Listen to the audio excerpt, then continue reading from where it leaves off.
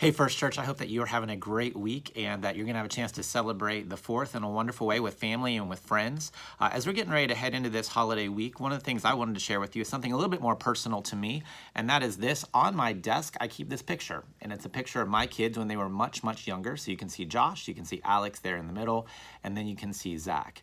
And one of the reasons I love this picture is it reminds me of how different each of my kids are. In fact, if you were to get to know them, you would realize pretty quickly that they each have a very different personality. So Josh is our quietest kid. He tends to just keep a lot of things in his mind. And because of that, he tends to not get too high or too low a lot of times. He just sort of takes things in stride.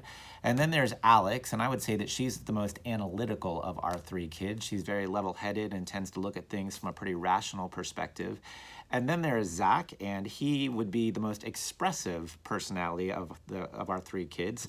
And rarely do you have to guess what Zach is thinking. He's letting you know, and he brings a lot of fun and excitement into our family. So I share that with you because this is when my kids were smaller. What's been beautiful to watch is as my kids are getting older, I watch them grow more and more into their respective personalities. And as they do that, they continue to make our family more and more beautiful and more unique.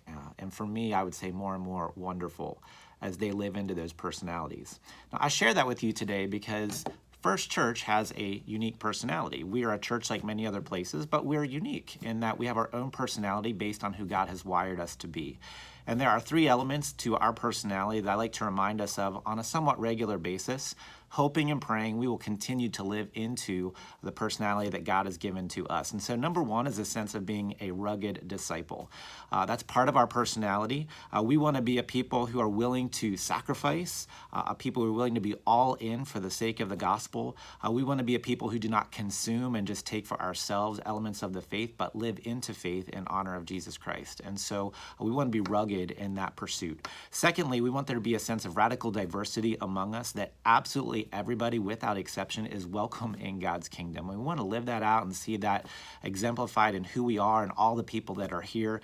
And we give thanks to God that we have that opportunity. And so we want to celebrate and welcome absolutely everybody here in a sense of radical diversity.